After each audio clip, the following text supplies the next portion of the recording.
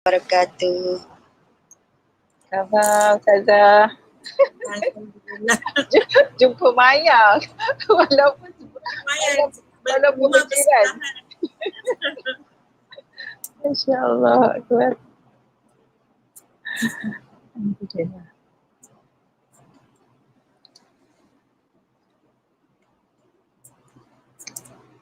Okay, kita tunggu beberapa minit ya lagi ya untuk kita mula 12.45 ya, insya-Allah. Kalau yang dah ada apa tu muka surat, kalau mushaf ni muka surat 461. Ya, 461 ya. Baik. Okay, ayat Az-Zumar ayat 29 hingga 32 ya Ustazah. Okey, siapa yang nanti volunteer nak baca boleh bersedia. Ada yang dah ada ni volunteer nak baca tak? Senang nanti saya panggil.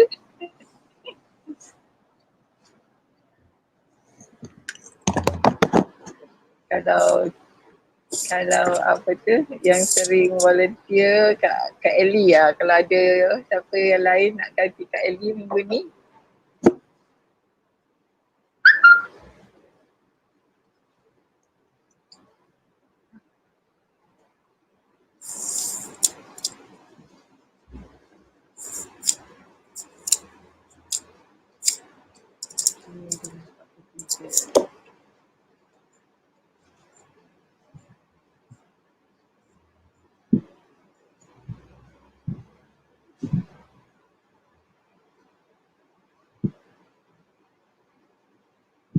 Kak Ellie standby kalau tak ada orang lain. Kak Ellie volunteer untuk baca.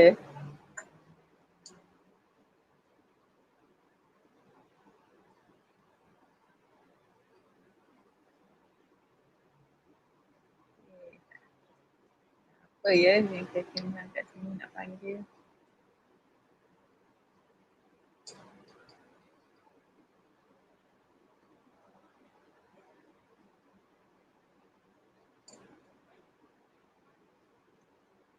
Nurul Ashikin boleh nak baca?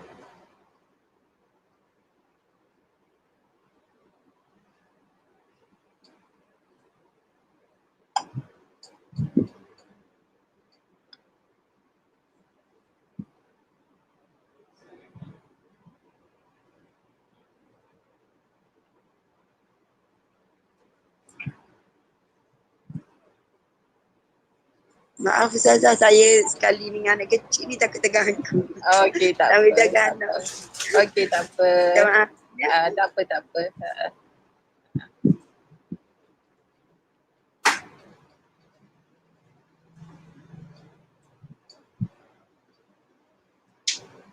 Okey, 12.45 ya. Jadi insyaAllah kita boleh mulalah ya. Sementara kita menunggu sahabat-sahabat lain untuk masuk. Ya, boleh kita mulakan ya. Ustazah boleh ya kita mulakan? Okey. Bismillahirrahmanirrahim. Bismillahirrahmanirrahim. Alhamdulillah Rabbil Alamin. Wassalatu wassalamu ala asyrafil anbiya'i wal mursalin. Sayyidina Muhammad wa ala alihi wa sahbihi wa ummatihi ajma'in. Rabbi syrah li sadri wa yassir li amri wahlul 'uqdatam min lisani yafqahu qawli. Assalamualaikum warahmatullahi taala wabarakatuh. Puan-puan, rakan-rakan yang dikasihi sekalian. Alhamdulillah kita bersyukur kepada Allah Subhanahu Wa Taala dapat kita bersama-sama pada petang ini. Dah ke berapa Ramadan hari ni? Kita 11 kan? 11. Dah masuk ke 10 kan? 11. Betul. Dah masuk 2/3. 2/3 ya, masuk minggu yang ke 2/3 lah ya. Masya-Allah, rasa sangat kan hari-hari Ramadan ini sangat pantas meninggalkan kita ya. Masya-Allah ya. Dan ialah biasa apa tu bulan Ramadan ya, hari-hari menjelang Aidilfitri ni ya. Hari ni pun kita baru menerima berita ya, kematian anak seorang kawan ya, baru berusia 23 tahun. Ya. Kalau mungkin ada yang kenal ya, anak Dr. Suhaibah ya, Sumayyah ya. Almarhumah Sumayyah baru 23 tahun. Jadi saya pun ingin ambil kesempatan ini mengucapkan takziah ya kepada Ustazah Manisa ya, kepulangan bonda ya beberapa minggu yang lalu ya.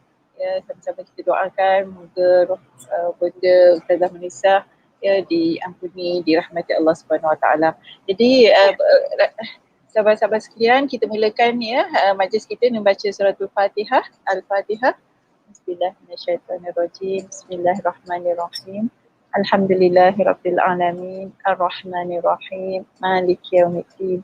Iyyaka na'budu wa iyyaka nasta'in. Ihdinas siratal mustaqim. Siratal ladzina an'amta 'alaihim ghairil maghdubi 'alaihim waladdallin. Amin. Okey, sebelum kita mulakan ya, minta peserta-peserta ya untuk mute kan ya. Jadi kita untuk mengelakkan gangguan suara ya. Jadi sebelum mute kan, dan jika ada soalan sepanjang penyampaian ustazah nanti ya boleh type di chat ya. Jadi nanti supaya di akhir penyampaian nanti ustazah boleh terus respon ya sekiranya ada apa-apa soalan. Jadi alhamdulillah ya, saya bagi pihak Wanita Ikram Kajar mengalu-alukan ya peserta-peserta sekalian untuk bersama-sama pada petang 11 Ramadan yang penuh keberkatan ini ya. Jadi ini tadabbur pada kali ini adalah sambungan pada minggu lalu. Kalau minggu lepas disampaikan oleh Ustazah Alijah ya, ayat 24 hingga 28. Jadi pada hari ini kita akan menyambung ya, Ustazah Manisa ya akan menyambung ayat 29 hingga 32 ya, boleh rujuk 29 ya, muka surat 461 ya.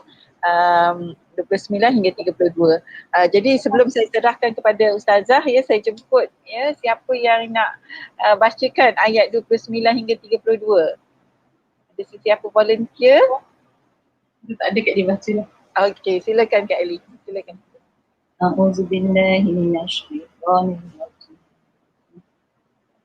Barakallahu masalan rajulan fihi syuraka'u fasyakisuna rajulun salaman li rajulin hal yastawiyani mathalan. Alhamdulillah bal aktsaruhum la ya'lamun. Innaka mayyitun wa innahum mayyitun. Summa innakum yawmal qiyamati inda rabbikum takhtasimun. Faman azlamu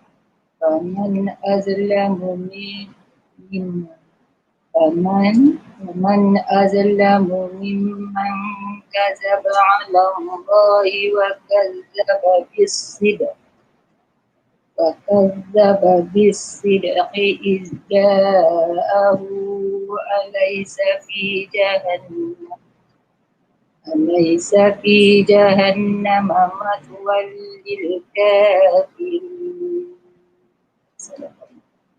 Azim, jazakillah khairan Kak Ali ya atas bacaan tadi ya, ayat 29 hingga 32. Jadi tidak belengah masa, saya menjemput Ustazah Manisa ya untuk menyampaikan ya tadabbur ayat-ayat 29 hingga 32. Dipersilakan Ustazah. Jazakillah khairan dan jazakillah khairan pada Kak Ali membaca tetap Alhamdulillah. Bismillahirrahmanirrahim. Alhamdulillahirabbil alamin. Wassalatu wassalamu ala asyrafil anbiya'i wal mursalin wa alihi wa sahbihi. Rabbi shrah li sadri wa yassir li amri yafqahu qawli. Rabbi zidni ilman warzuqni fahman. Bismillahirrahmanirrahim. Allah beri keisanan kepada saya untuk menyambung tadabbur kita pada surah Az-Zumar ayat ke-29. Dan saya nak ucap terima kasih sangat-sangat, jazakallahu khairan ataupun jazakillahu khairan kalau Ustazah Alijah ada bersamalah, kerana menggantikan ketika saya tak dapat nak menyampaikan tadabbur. Jazakallahu khairan kasiran. Okey, jadi ayat ke-29 tadi, subhanallah, ayat ni masya-Allah sangat-sangat memberi kesan, di mana dalam Al-Quran terdapat ada setengah mengatakan ada lebih kurang 40 perumpamaan yang Allah beri, Allah tunjukkan kepada kita dalam Al-Quran. Perumpamaan maksudnya memang Allah sebutlah perumpamaan. Jadi ada ayat-ayat yang berbentuk perumpamaan. Tujuan Allah berikan ayat-ayat perumpamaan ni supaya kita lebih, macam kalau kita beri penerangan kepada seseorang nak supaya orang faham, kita panggil apa tu, Allah kita akan bagikan contoh apa istilahnya, ya Allah lupa pula sekejap. Analogi ke Ustazah? Ya, analogi. Jadi macam kita nak bagikan supaya orang tu faham, kita bagi satu analogi supaya orang faham. Dan itu selalu kita lakukan pada anak-anak kita semua kan, supaya dia faham. Jadi begitu juga Allah nak sungguh kita faham ni, Allah bagi analogi. Bismillahirrahmanirrahim. Daraballahu, saya baca dekat Islam. Bismillahirrahmanirrahim. Daraballahu mathalan rajulan fihi syuraka'u mutasyakisuna wa rajulan salaman li rajulin yastawiyani mathalan. Alhamdulillah bal aktsaruhum la ya'lamun. Allah memberikan satu contoh perumpamaan. Terdapat seorang hamba lelaki yang dimiliki oleh beberapa orang yang bertentangan tabiat dan kemahuannya, manakala seorang hamba lelaki yang lain hanya dimiliki oleh seorang sahaja. Adakah kedua-dua hamba itu sama keadaannya? Pastilah tidak sama. Ucapkanlah Alhamdulillah sebagai tanda syukur terhadap penjelasan soal tauhid itu. Dan kebanyakan mereka yang musyrik tidak mengetahui hakikat tauhid. Okay. Ayat 29 ni sebenarnya Allah membuat perumpamaan untuk menjelaskan perbezaan antara syirik dan tauhid, ataupun perbezaan antara orang-orang musyrikin dan orang-orang mukmin, supaya kita nampak lagi macam mana perbezaan. Kita boleh kata okey, orang musyrikin sebab dia tak sembah Allah, dia tak beriman pada Allah, dia sembah berhala. Orang yang beriman, dia percaya pada Allah dan Rasul, dia tidak sembah berhala, dia hanya menyembah Allah. Tapi bagaimana Allah nak bagi kita satu kefahaman, perbezaan, supaya kita nampak betul-betul betapa bezanya antara orang musyrikin dan orang mukmin. Jadi Allah beri perumpamaan ini, iaitu Allah memberikan satu perumpamaan terhadap orang-orang musyrikin yang menyembah banyak berhala, dan perumpamaan orang yang beriman yang hanya menyembah Allah, iaitu Allah bagi umpamanya dengan contohnya seorang hamba yang dimiliki oleh beberapa orang kuat. Sebab zaman dahulu, waktu zaman Rasulullah lagi, budaya ada hamba tu masih lagi. Jadi setiap orang dia ada hamba. Tapi kali ni pelik. Satu hamba, biasanya satu tuan memiliki satu hamba. Tapi Allah kata, cuba kamu bayangkan kalau satu hamba dimiliki oleh banyak tuan. Share lah, maknanya share lah. Kalau kita kata kita ada pekerja, sepatutnya pekerja bos dia satu, tapi ni bos dia ramai. Yang masing-masing kita tengok kebetulan tuan-tuan ni tak sama. Tuan A dia ni pembersih, tuan B dia ni workaholic, dia suka buat kerja, tuan C dia ni perfectionist. Tuan D dia ni suka berurusan dengan luar ke apa-apalah. Jadi cuba bayangkan kalau mereka ni tak sefahaman, tidak sefahaman, sedangkan hamba dia ataupun pekerja dia hanya seorang. Boleh tak kita letakkan diri kita di tempat hamba tadi? Kalau kita bekerja, kita nak cari kerja, kita buka syarikat yang banyak tuan. Dia kata memang kita tak mampu. Sebab apa? Sebab baru tu ni baru nak bagi arahan. Okey, kamu siapkan kerja ni, saya nak nanti tengah hari saya nak kamu siap. Belum sempat kita nak ni, tuan yang B pula, majikan B pula cakap, lepas ni kamu pergi jumpa orang ni. Kemudian yang C pula kata, kenapa tadi kamu buat tak betul, apa yang saya suruh betulkan balik, saya nak waktu tengah hari dah siap. Jadi yang semua ni nakkan dalam masa yang sama, berbeza-beza. Hamba tadi ataupun pekerja tadi akan bercelah, dia akan jadi bingung, dia jadi dilema nak ikut yang mana satu. Dan kalau saya tak dengar cakap yang A, B marah, tak dengar cakap B, C marah. Jadi mana satu yang nak dengar? Jadi Allah bagi perumpamaan. Begitulah orang-orang musyrikin yang menyembah berhala.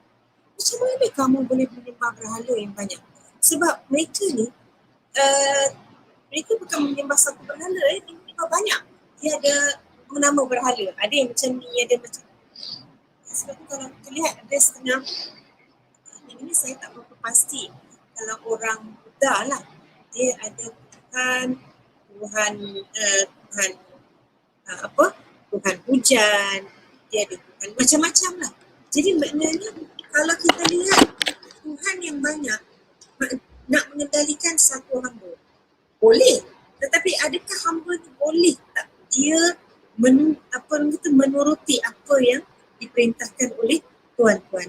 Itulah Allah nak bagi perumpamaan. Itulah orang-orang musyrikin yang mempunyai Tuhan-Tuhan yang banyak. Berbeza dengan orang-orang yang beriman. Mereka hanya menyembah Allah sahaja, bertauhidkan Allah sahaja. Seorang pekerja yang mempunyai seorang majikan. Kalau kita lihat, kita bandingkan pekerja yang mempunyai banyak majikan, pekerja dengan yang mempunyai satu majikan, kita tengok hasil pekerjaan dia, macam mana mereka perform. Pertama, yang kedua, yang hanya mempunyai satu majikan, sebab dia jelas, dia tahu apa keinginan majikan dia, dia tahu apa benda yang majikan dia suka dengan tak suka, dia tahu apa misi dengan visi majikan dia. Jadi dia ikut flow, dia buat kerja tu ada sistem, dan pekerjaan yang macam ni akan berhasil lah. Jadi kita lihat bagaimana cantiknya pekerja yang mempunyai satu majikan dengan pekerja yang mempunyai banyak majikan. Jadi itu yang Allah nak bagi perumpamaan, nak supaya orang musyrikin faham, nampak, dan nak supaya para sahabat ni faham juga, kan, supaya nampak. Jadi Allah bagi sampai begitu sekali perumpamaan. Jadi ada Allah kata, hal yastawiyan, adakah sama? Allah tanya balik. So Allah dah bagi perumpamaan lelaki A dengan lelaki A, pekerja A. So Allah tanya, hal yastawiyan, masalah apakah sama keadaan mereka ni? Memang tak samalah. Akal yang fihat, akal yang sihat. Cepatlah, mata pencawan. Adik semua dah reading tau. Jadi akal yang sihat ni akan dapat menilai, memang takkan sama. Okay? Yang seorang hamba ni dimiliki tuan yang banyak, yang mana tuan yang banyak ni mutasyakisun.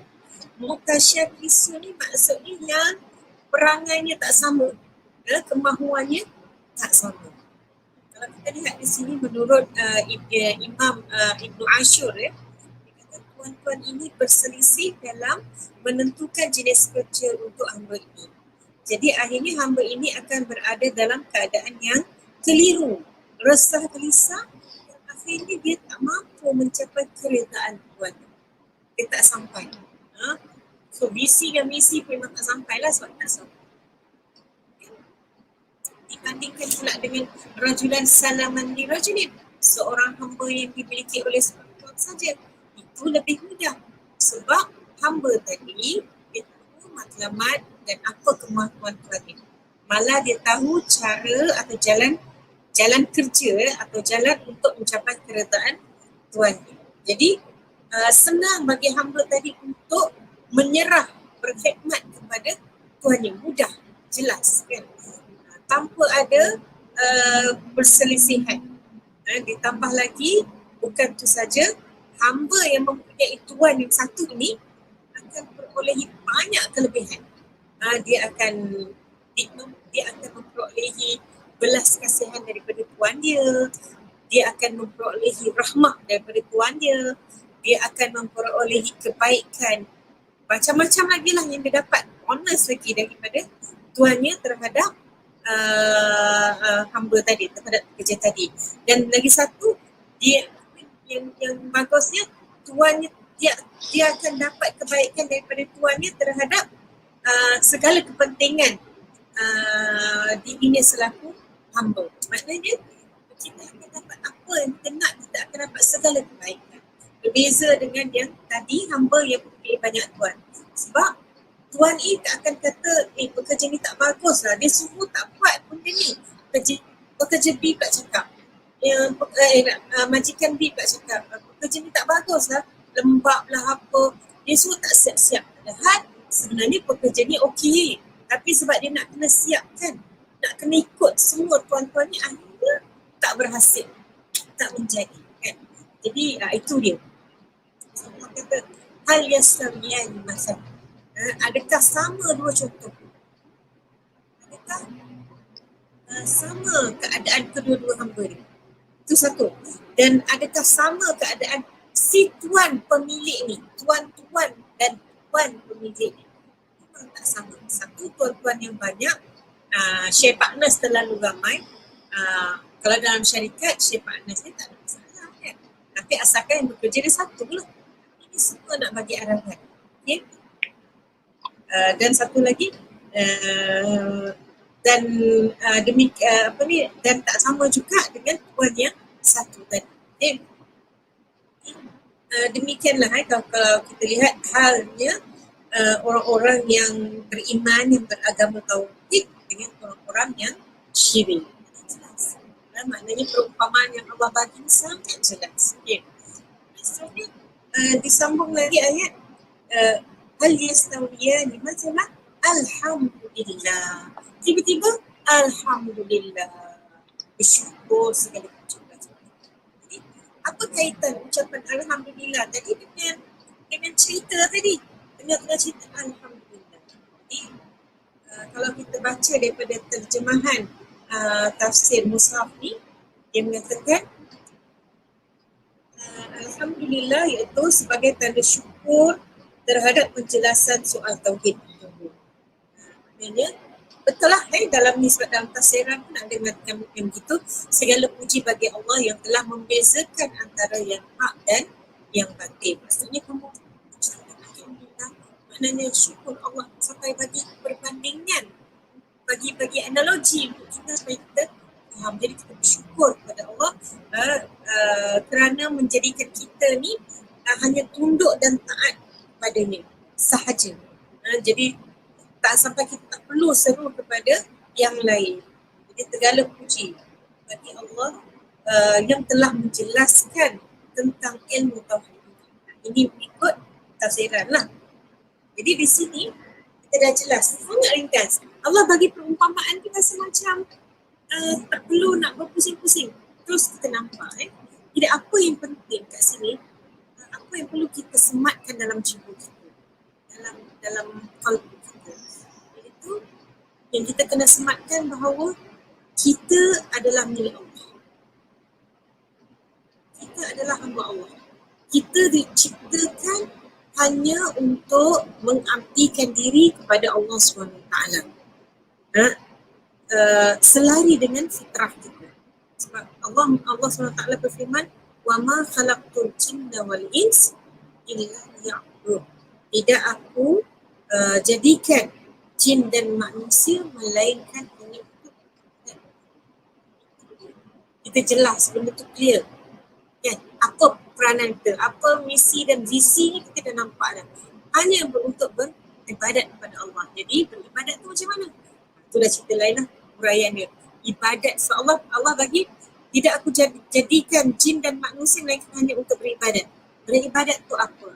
Misalnya terlalu luas. Itu merupakan kita punya rangka-rangka kerja lah, apa yang kita nak supaya mencapai visi dan misi itu. Apa tadabbur yang kita dapat daripada dua perumpamaan ini? Jadi kalau kita lihat seorang hamba yang dimiliki oleh Tuhan yang banyak, akhirnya memusnahkan dia, merosakkan dia. Kita kata kita minta kerja, kita tak ada pengalaman ni, minta kerja satu company ni, nampak macam mewah, bagus company ni, so kita masuk kerja. Masuk. Misi dan visi tak jelas. Majikan A kata apa, majikan B kata apa, majikan C kata apa. Sedangkan kita ni satu nak buat benda dalam masa yang sama. Akhirnya kita jadi bercelaru, akhirnya kita akan jadi give up lah. Kita akan terus resign, berhenti. Kalau kita tak berhenti, maknanya kita akan meletakkan diri kita dalam keadaan yang kacil lah, atau memusnahkan diri kita. Kita jadi stres, jadi anxiety, jadi masalah mental pula kan. Itu kesan dia. Jadi, nampak di sini, meskipun kita ni sekarang ni, kita tak menyembah Tuhan, kita hanya menyembah Allah SWT. Itu dah pasti, insya-Allah. Cuma, keadaan yang apa yang kita lihat perumpamaan ini samalah juga seperti kita yang jika kita ni dimiliki oleh nafsu-nafsu. Jadi jika kita ni dimiliki oleh nafsu-nafsu kita, setiap manusia mesti ada nafsu. Memang Allah dah beri. Jangan kita jadikan diri kita sebagai hamba kepada nafsu. Bila kita jadi hamba kepada nafsu, nafsu menjadi tuan kita, menjadi majikan kita, sama kita dengan perumpamaan tadi. Hidup kita akan bercelaru. Akan bercelaru. Kita kena ingat bahawa sebab kita jangan kita rasa alhamdulillah saya ni, aku ni hanya beriman kepada Allah, tidak beriman kepada berhala. Itu insya-Allah. Tapi kita kena ingat nafsu main peranan juga. Syaitan main peranan juga untuk merosakkan kita. Syaitan akan mempengaruhi nafsu kita, akal kita, nafsu kita. Ini kita hamba kepada nafsu.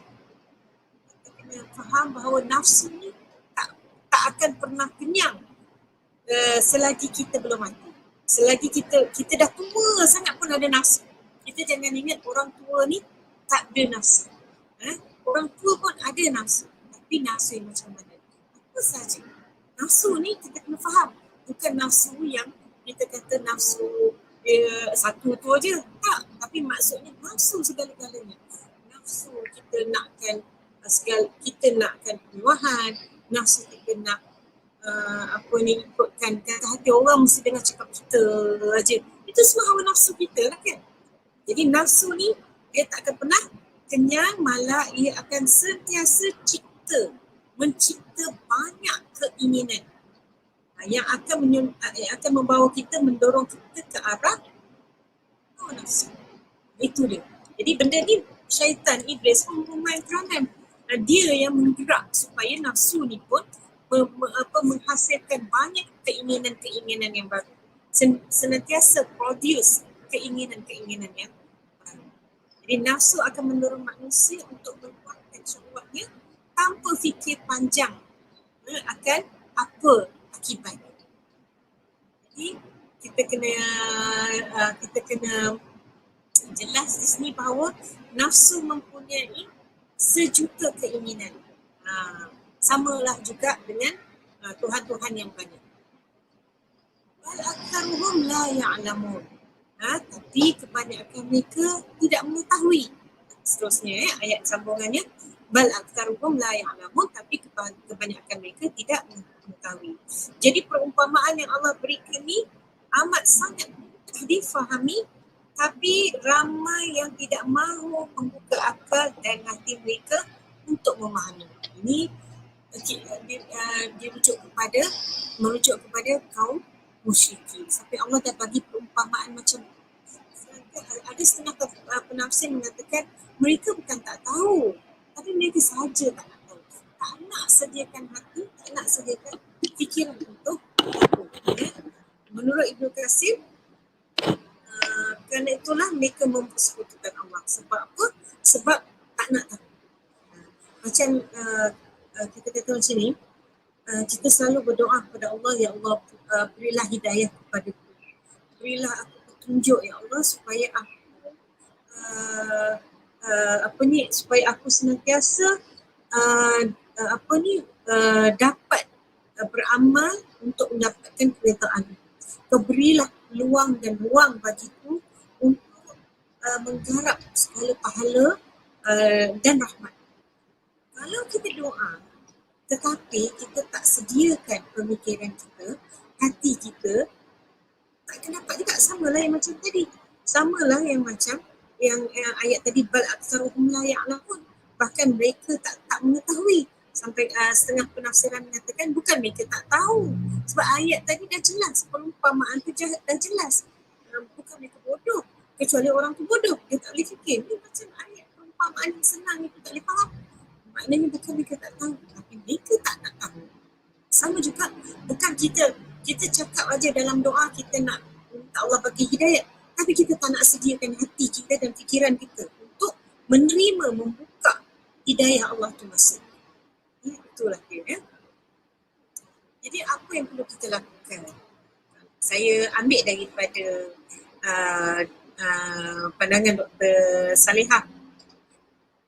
Kalau keadaan nafsu ni, daripada cengkaman nafsu ni, apa yang perlu kita lakukan? Kita bersihkanlah diri kita daripada pengaruh nafsu. Kena bersihkan. Macam mana nak bersih? Kita cuba lawan. Maknanya kita lawan lah, berjihad. Kalau nafsu kita tahu benda ni tak elok. Kalau nafsu mendorong kita pada perkara yang baik, kebetulan selari dengan benda yang baik, tak apa. Tapi benda tu tak elok, kita kena lawan. Dan di samping itu, berdoalah banyak kan? Berdoa. Jadi disarankan baca doa ni, Allahumma ati nafsi taqwaha wa zakkiha anta khairun man zakkaha anta waliyuha wa maulaha. Ya Allah, berikanlah diriku ketakwaan, sucikanlah ia, yakni sucikanlah diriku ini, kerana engkau adalah sebaik-baik zat yang mensucikannya. Engkau yang maha menguasai dan menjaga. Ini hadis daripada Muslim. Di samping itu kita kena berdoa kepada Allah SWT supaya Allah penuhi kita ketakwaan. Sebab takwa ni penting. Tanpa takwa itu yang kita langgar. Tanpa takwa itu yang kita boleh buat benda-benda. Kita boleh ikut hawa nafsu. Takwa lah yang menghalang kita, yang membimbing kita supaya kita tak terjerumus. Jadi kita minta Allah beri kepada kita takwa. Kemudian yang kedua, dia kata di samping kita berusaha menyelamatkan diri kita daripada hawa nafsu, kita kena berusaha untuk melepaskan diri kita daripada rasa kekaguman diri sendiri. Ini pun hawa nafsu.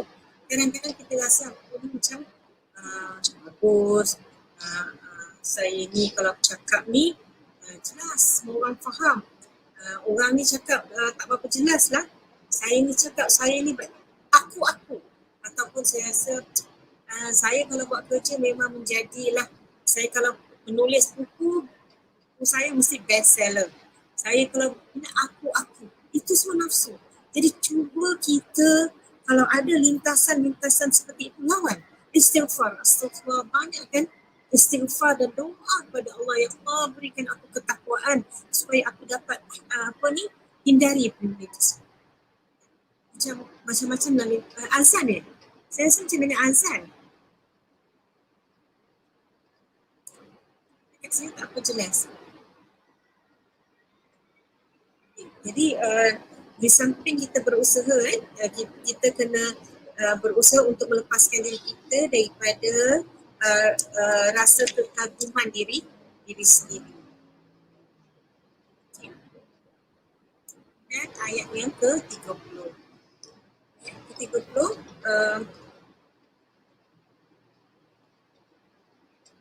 innaka mayyitun wa innahum mayyitun. Sesungguhnya engkau wahai Muhammad akan mati dan sesungguhnya mereka juga akan mati. Jadi kalau kita lihat di sini, musyrikin Mekah ni marah sangat kepada Rasulullah SAW atas apa yang Rasulullah bawa, iaitu Rasulullah mengajak kepada tauhid kepada Allah. Akhirnya mereka mengatakan macam ni, biarlah Muhammad tak cakap apa pun, satu hari nanti dia akan mati. Nanti bila dah mati, senang kita nak buat sesuatu kepada pengikut-pengikutnya. Jadi bila dia cakap macam tu, sebab dalam mereka ni dah stres dengan apa yang Rasulullah buat macam ni tak jalan, buat macam ni tak jalan, tak apa, biarlah. Dia pun dia mati juga, dia mati jauh lah dia buat kepada pengikut-pengikut dia. Jadi terus Allah balas. Allah mengatakan, innaka mayyitun, wahai Muhammad, memang kau pasti akan mati. Wa innahum mayyitun, dan mereka pun juga akan mati. Saya nak minta Kak Zenan, kita berhenti sekejap lah. Boleh sebab rasa tengah azan. Boleh Ustazah, kita berhenti sekejap.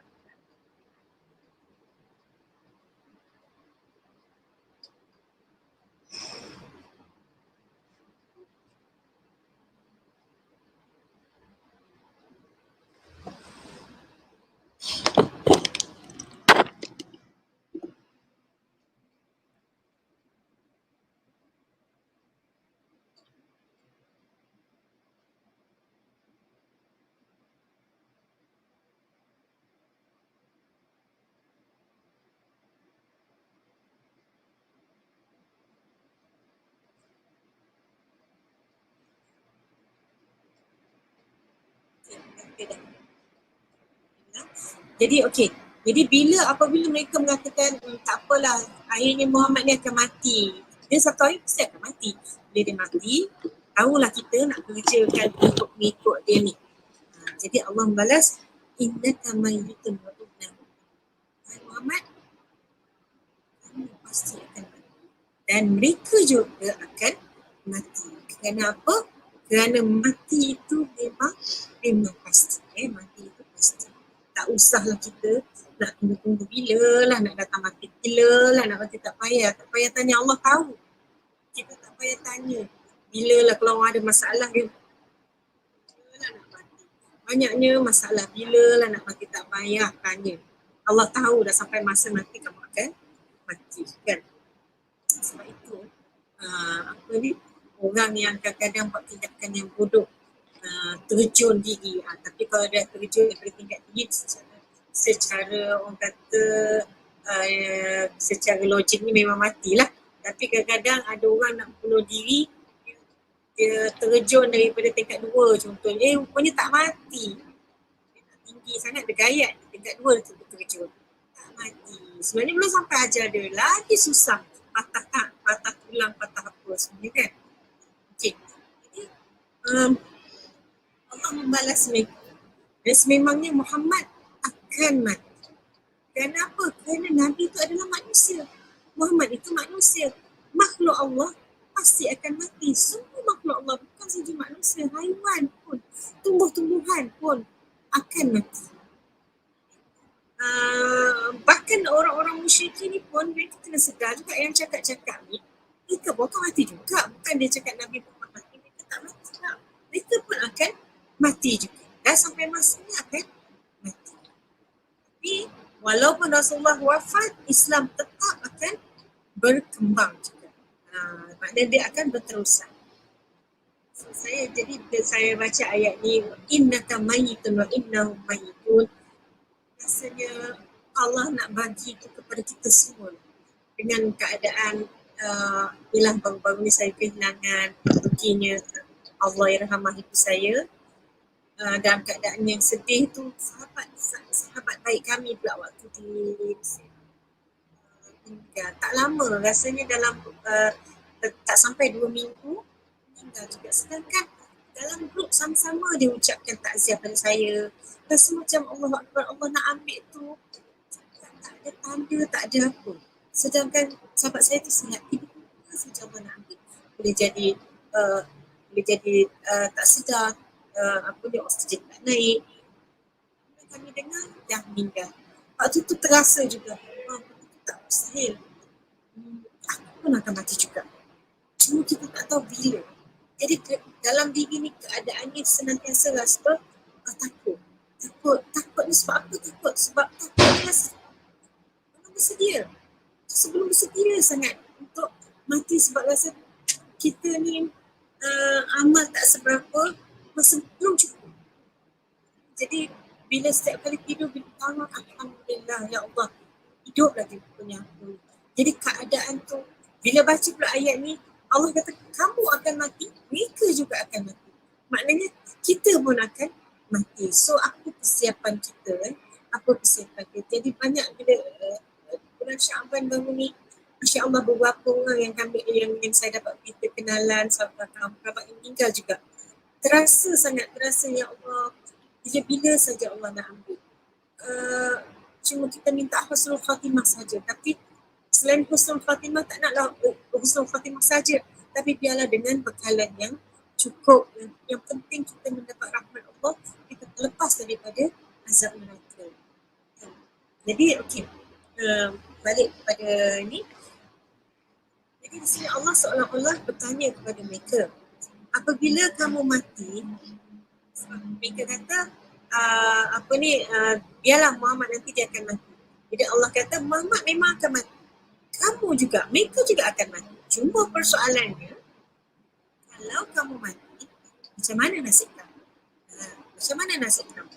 Kalau Muhammad dah tentu tempatnya di syurga, nasib dia dah tahu. Nasib kamu macam mana?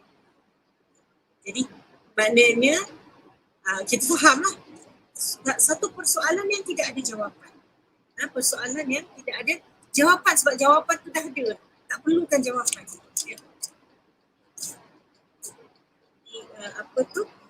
Inilah tadabbur ayat ni. Tadabburnya adalah kita juga akan mati, kita pasti akan mati. Jadi apa persiapan kita untuk menghadap Allah Subhanahu wa Ta'ala nanti.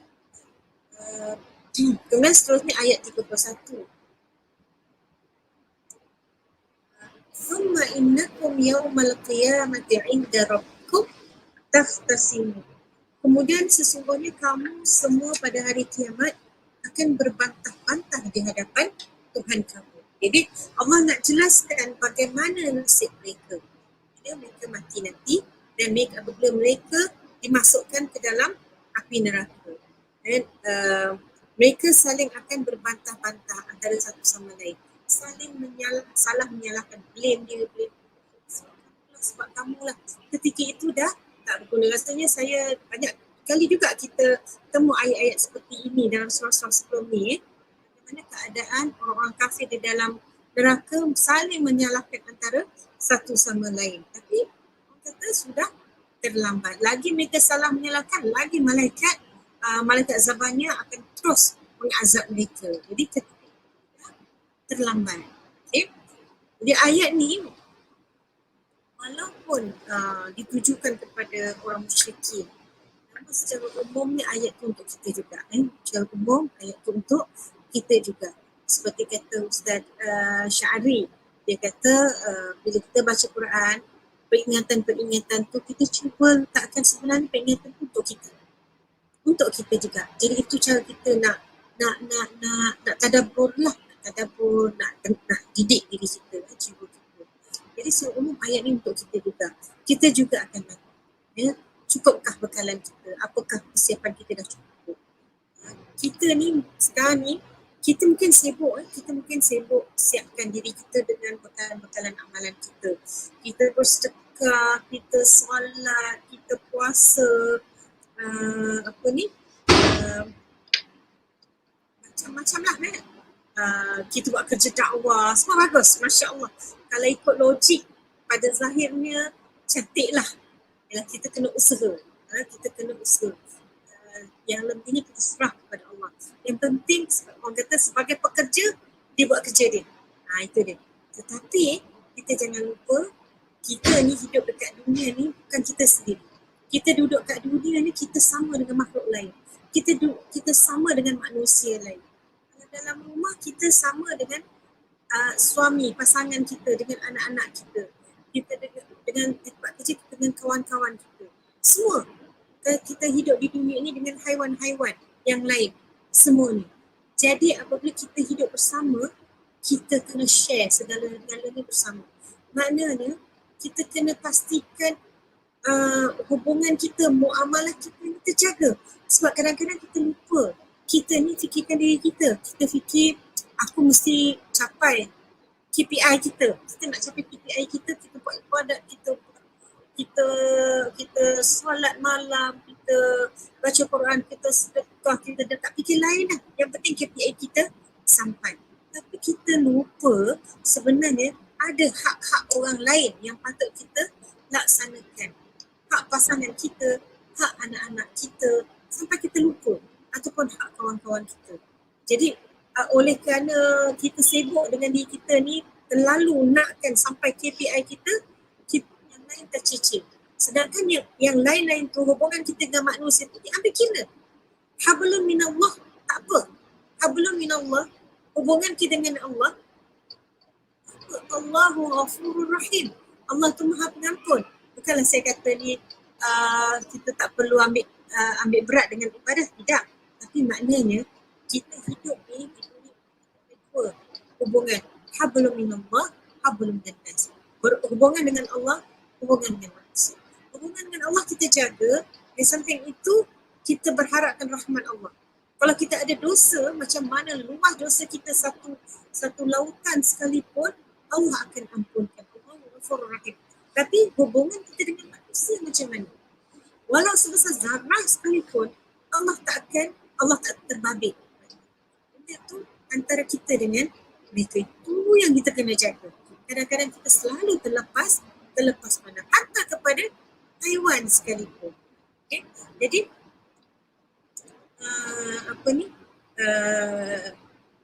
selalu kalau kita lihat di sini, saya tengok ada satu hadis Rasulullah SAW. Benda ini berlaku apabila kita nanti di mahkamah Allah SWT. Saya akan bacakan satu hadis. Panjang hadis ni tapi saya ambil terjemahan dia je. Okay, dari Abu Hurairah radhiyallahu anhu, dari Nabi SAW, Rasulullah SAW bersabda, tahukah kamu siapakah yang disebut dengan orang yang muflis? Dah biasa dengar hadis ni kan? Siapakah yang disebut dengan orang yang muflis? Sahabat menjawab, orang yang muflis menurut kami wahai Rasulullah adalah orang yang tidak punya dirham dan dinar serta harta benda. Dia bersabda, seorang muflis dari kalangan umatku ialah seorang yang datang pada hari kiamat dengan pahala solat, pahala puasa dan zakat, namun pada masa yang sama dia juga membawa dosa, mencela orang itu, menumpahkan darah orang itu, memukul orang ini dan seumpamanya. Lalu diberikan kepada orang ini sebahagian daripada pahala-pahala kebaikannya dan diberikan kepada orang itu pula sebahagian pahalanya.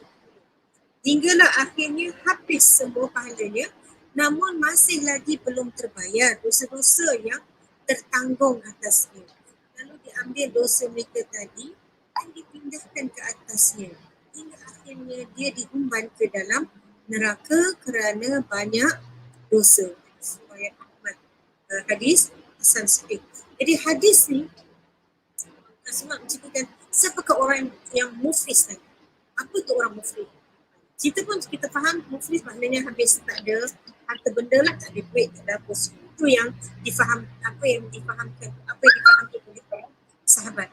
Tapi Rasulullah kata orang yang muflis di kalangan umatku ialah orang yang nanti apabila di padang mahsyar, apabila di mahkamah Allah nanti, kita kena ingat kita akan berhadapan dengan Allah di mahkamah Allah.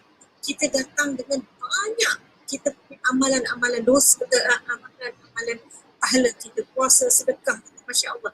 Tetapi kita tak terus dimasukkan dalam syurga kecuali setelah selesaikan hutang piutang kita, masalah kita dengan orang lain.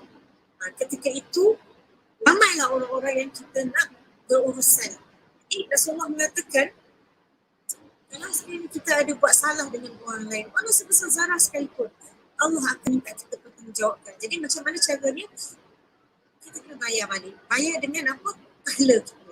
So orang A kita dah bayar dan pahala kita sekian banyak lagi. Datang pula orang B, kita bayar lagi, bayar. Lama pahala kita habis. Bila pahala habis, macam mana? Orang ramai lagi ni. Nak kena deal. Nak kena bayar saman ni. Macam mana sekarang? Pahala dah habis. Apa Allah buat? Allah ambil dosa orang tu beri kat kita. Jadi akhirnya kita jadi dosa yang masih ada ni memang ada. Tambah dengan dosa orang lain yang kita pikul. Akhirnya kita berat dengan dosa, Allah campakkan kita ke neraka. Wal'iyazbillah. Itu yang kita takut. Jadi maknanya kena ingat hablum minan nas sangat-sangat penting. Hablum minallah, Allah ghafurur rahim. Hablum minan nas kita tak pasti. Sebab itu kena selalulah rajin kita mengucapkan memohon maaf sama-sama. Dan kita pun biarlah murah hati untuk memberi maaf kepada orang lain. Kita kena ingat bila kita memberi maaf kepada orang lain, Allah pun gerakkan hati orang lain untuk maafkan. Jadi itulah ayat yang ke-31 tentang keadaan mereka ni, orang-orang musyrik ni, mereka salah menyalahkan. Seterusnya ayat yang ke-32 ayat yang ke-32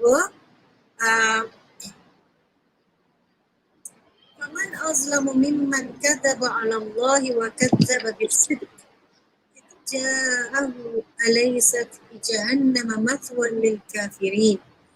Maka tidak ada yang lebih zalim daripada orang yang mengadakan perkara-perkara dusta terhadap Allah dan mendustakan kebenaran sebaik sahaja kebenaran itu disampaikan kepada Allah. Bukankah telah diketahui bahawa dalam neraka Jahannam disediakan tempat tinggal bagi orang-orang yang kafir. Okey. Ini ayat antara sekejap saya nak.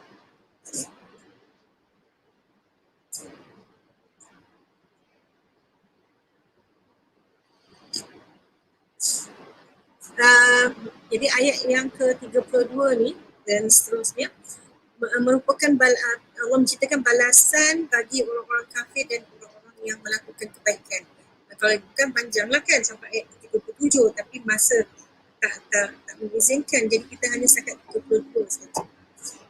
Jadi ayat yang ke-32 ni Allah berfirman, yang maksudnya maka siapakah yang lebih zalim daripada orang yang membuat-buat kebohongan terhadap Allah dan mendustakan kebenaran yang datang kepadanya. Bukankah di neraka Jahannam tempat tinggal bagi orang-orang yang kafir? Di sini Allah mengatakan siapakah yang lebih zalim? Zalim ni apa maksud zalim ni? Zalim ni maksudnya kita meletakkan sesuatu yang bukan pada tempatnya. Itu yang secara general lah. Jadi kalau kita kalau kita nak relatekan dengan Quran ni, kita lihat di sini dalam menurut tafsir Jalalain dikatakan kat sini, maka siapakah yang lebih zalim? Siapakah? Kalau ikut tafsir Jalalain, iaitu siapakah tu, iaitu tidak ada seorang pun yang lebih zalim daripada orang yang membuat dusta terhadap Allah dengan cara menisbahkan kepada Allah dengan mempunyai anak. Itu menurut Jalalain maksudnya. Jadi katakan zalim di sini adalah orang yang mendustakan Allah. Orang yang mendustakan Allah, mendustakan apa yang dibawa oleh Rasulullah sallallahu alaihi wasallam. Yang mendustakan Allah ni mereka syirik pada Allah. Mereka menisbahkan Allah ni mempunyai tuhan-tuhan yang lain, partner-partner yang lain sebagai Tuhan. Dan mereka mengatakan bahawa Allah anak. Dan mereka menuduh para malaikat ni adalah anak Tuhan. Jadi itu perkara yang paling zalim. Siapakah yang paling zalim? Mereka ini orang-orang yang mendustakan Allah, mendustakan apa yang dibawa oleh Rasulullah SAW. Wa kadzdzaba bis-sidqi idh ja'ahum, dan mendustakan kebenaran yang datang kepadanya. Jadi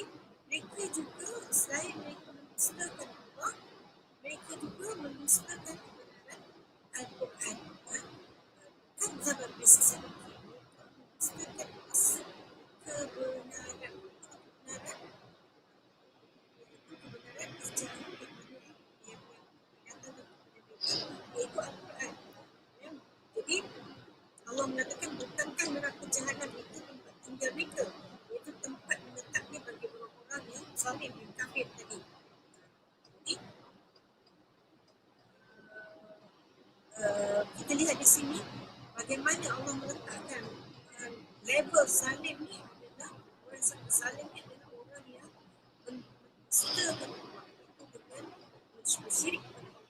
Menuduh atau mengatakan malaikat-malaikat Allah. Selain itu mereka mendustakan apa yang dibawa oleh Rasulullah SAW Al-Quran.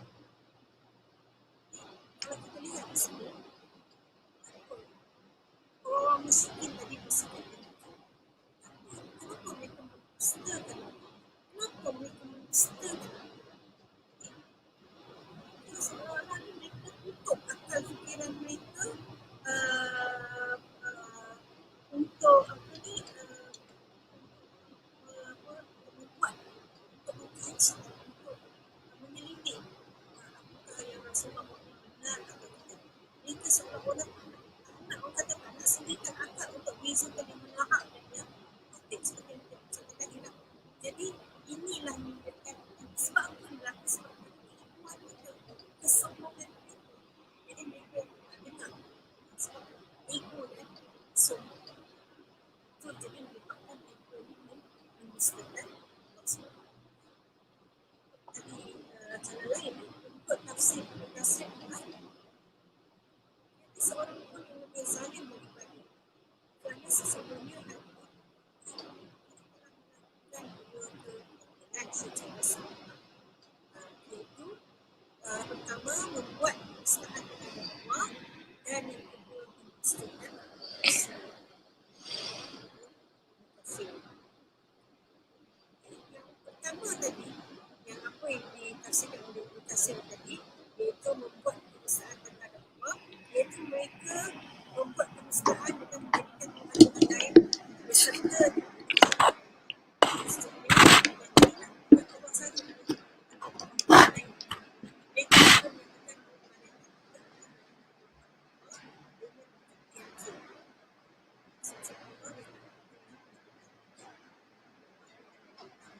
kebatilan yang kedua pula, selain itu mereka mendustakan perkara yang hak. Ketika mana perkara yang hak itu disalahan Rasulullah SAW. Datang membawa kebenaran itu menurut Mujahid dan Rabi' dan Anas dan Abu Zaid mengatakan orang yang membawa kebenaran itu adalah Rasulullah dalam ayat tapi untuk satu yang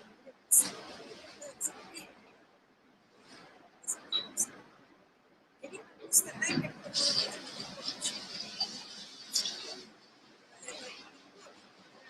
sifat kesombongan Allah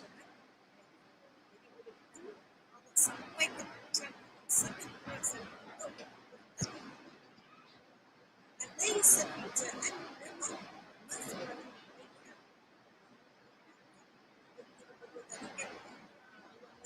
Alaysa fi jahannam mathwan lil-kafirin. Jahannam sedia dan bagi orang yang kafir. Jadi kalau kita lihat tadi ayat yang 30 tadi, Muhammad SAW mengatakan dan kadzdzaba 'ala Allahi wa kadzdzaba bis-sabr. Maka siapa yang lebih zalim daripada orang yang membawa kebenaran orang yang membuat terhadap Allah dan mendustakan kebenaran yang datang padanya. Laisa fi jahannam orang yang zalim. Allah kata, bukankah di neraka jahanam mereka ada yang satu sebenarnya satu kita nak kata benda ni bukan soalan tetapi satu kepastian. Bukan neraka.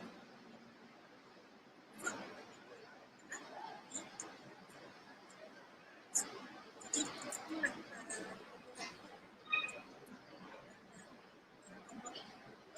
pemahaman yang daripada ayat sebelum tadi keadaan orang musyrik.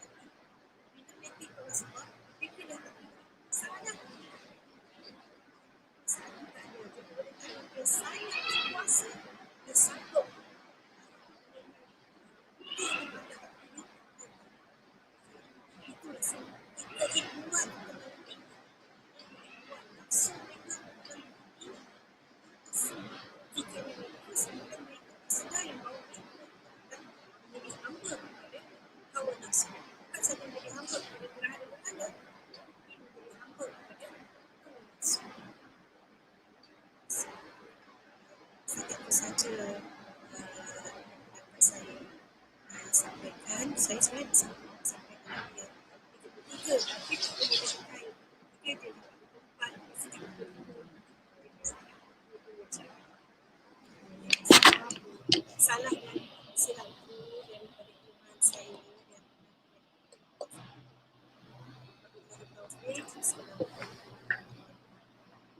Waalaikumsalam warahmatullahi wabarakatuh. Alhamdulillah, jazakallah khairan Ustazah. Di dalam minit-minit terakhir ni Ustazah ya, tak ada dalam chat tu, tak ada soalan.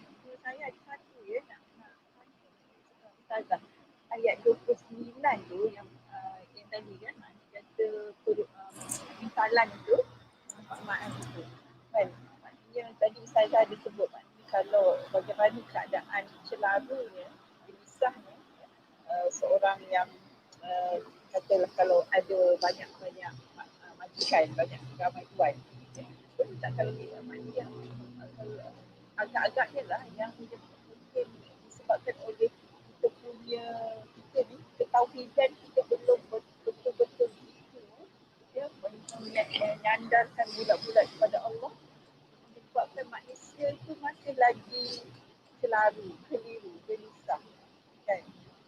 Jadi mungkin sedikit kalau Ustazah boleh kupas ya, maknanya kalau kadang-kadang macam Ustazah katalah, kadang kalau kita tak kaitkan dengan diri kita tu macam kita rasa jauh, insyaAllah kita tak semua pahala, kita tak niat. Tapi maknanya kata mungkin disebabkan ada bibit-bibit syirik kecil, apa seperti yang menyebabkan inilah sedikit masih lagi kita tidak tenang ya, tidak dengan gelisah dia, mungkin adakah boleh tak dikaitkan begitu? Betul dalam Al-Kalimah sebenarnya memang sebenarnya kita ini perumpamaan yang syukur. Untuk kita kena ingat bahawa kita ni kita manusia Allah. Yang mana kita malaikat. Kalau malaikat dia trust Allah, dia tak boleh nafsu. Kita ni kita boleh nafsu. Banyak halangan-halangan yang mengganggu kita. Tapi dalam pada itu sebab itu kita ni Allah utus rasul, para rasul dengan bimbingan Al-Quran. Kalau umat Allah supaya menjadi pembimbing bagi kita, umat kita meneruskan perjalanan hidup kita. Jadi dalam kita nak menuju kita punya perjalanan kita ke destinasi, kita akan mengalami segala halangan tadi. Segala halangan. Jadi kita nak pastikan kita ni hanya kepada Allah bulat-bulat. Saya rasa sangat susah. Dan sangat susah. Jadi sebab itu istighfar. Jadi kadang-kadang kita bersyukur kita macam kita ada rasa yang lain lah. Aku sepatutnya aku buat macam ni. Sebenarnya itu merupakan rahmat Allah. Sebab kita istighfar. Kadang-kadang kita salah dengan kawan. Siapa kita jumpa minta maaf sebab kita tu tidak berangkai-rangkai. Sebab kita ni memang kita nak betul-betul bersih. Kalau kita lihat para rasul pun ada masa-masa mereka agak polos kan, agak kita terbenci sikit. So Allah cepatnya tapi kita ni jadi kita ni kita banyak halangan, kita banyak doa, banyak istighfar. Dan kita kena ingat Allah tu maha, Masya Allah, maha pengampun, Allahu Ghafurur Rahim kan. Jadi itu sebagai kita kata sebagai semangat lah. Kita kata Allah maha pengampun sebagai semangat motivasi kepada diri kita. Jazakallah khairan ya Ustazah ya, mudah-mudahan insya-Allah banyak poin penting ya, yang dikongsikan oleh Ustazah. Mungkin saya senaraikan sedikit, maknanya kata antara lain yang tadi maknanya sentiasa mohon bahawa kita berada di landasan benar ya, doa yang kita baca dalam maksurat itu, kita mohon terlindung daripada syirik ya, yang diketahui dan mohon ampunan bila yang berlaku syirik yang tidak diketahui. Yang kedua, persiapan menghadapi sesuatu yang pasti iaitu kematian. Yang ketiga, Ustazah ingatkan kita berharga sangat hablum minallah dan juga hablum minannas itu. Itu sangat tinggi. Jadi alhamdulillah kita berakhir di sini. Saya bagi pihak wanita Islam Hajam nak mengucapkan juga terima kasih kepada di belakang tabir Jannah yang menjaga teknikal dan juga dari Syakila dia untuk rekod. Jadi waktu ni kali ni kita berjaya untuk rekod sebelum nanti kita kongsikan dengan sahabat-sahabat yang lain. Jadi sekali lagi jazakallah khairan kepada Ustazah dan juga kepada peserta-peserta sekalian. Jadi alhamdulillah mudah-mudahan Allah SWT memberkati majlis kita ini kita mendapat rahmat Allah SWT dan didoakan oleh para malaikat. Jadi insyaAllah kita bertemu lagi dalam program yang akan datang insyaAllah minggu depan lagi. Jadi sama kita saling mendoakan sahabat-sahabat kita yang di bulan Ramadan ini dan kita akhiri dengan tasbih kafarah dan silaturahmi. Subhanallahumma wa bihamdihi asyhadu an la ilaha illa anta astaghfiruka wa atubu ilaik. Bismillahirrahmanirrahim. Bismillahirrahmanirrahim. Wal 'asri innal insana lafi khusr illa alladziina aamanu wa 'amilus shalihaat wa tawasaw bil haqqi. Terima kasih semua yang dapat bersama dengan hari ini. Assalamualaikum warahmatullahi wabarakatuh.